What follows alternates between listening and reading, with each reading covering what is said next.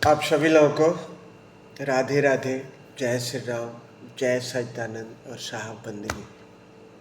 मैं दिनेश मिश्रा। सदगुरु सम्राट संत कबीर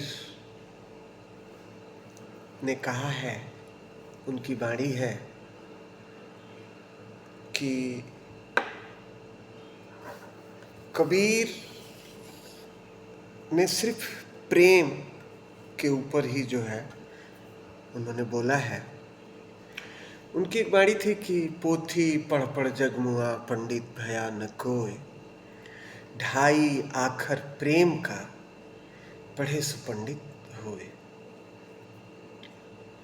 क्योंकि हम शास्त्र में जो लिखा हुआ है वो हम रटते हैं, कभी हम उसका अनुभव नहीं करते हैं कि परमात्मा ने कहा है कि जो कुछ है वो तुम्हारे अंदर है और तुम किसी सच्चे सद्गुरु से नाम दीक्षा लेके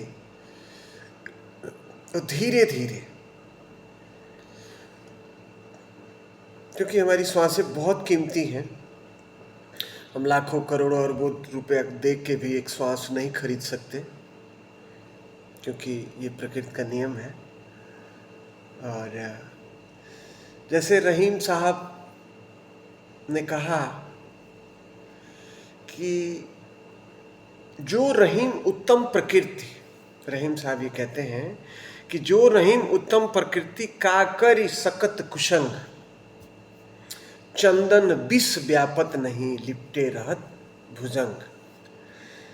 रहीम साहब ये कहते हैं कि जो अच्छे मनुष्य हैं उनको कोई कुशंग बिगाड़ नहीं सकता। जैसे कि चंदन का पेड़ जो होता है, चंदन के पेड़ में मैं सुना हूँ कि बहुत शीतल है, ठंडा है चंदन का पेड़, इसीलिए हम माथे पे भी लगाते हैं चंदन। तो उस पे सर्प लिपटे रहते हैं, लेकिन उनका विष उस चंदन के पेड़ में नहीं जाता है। वैसे ही जो अच्छे लोग हैं, अच्छे कर्म करने वाले मनुष्य हैं, उनको लाख बुराई में भी रखा जाए फिर भी उनके अंदर कोई भी कुशंग नहीं आएगा, ये रहीम साहब कहते हैं।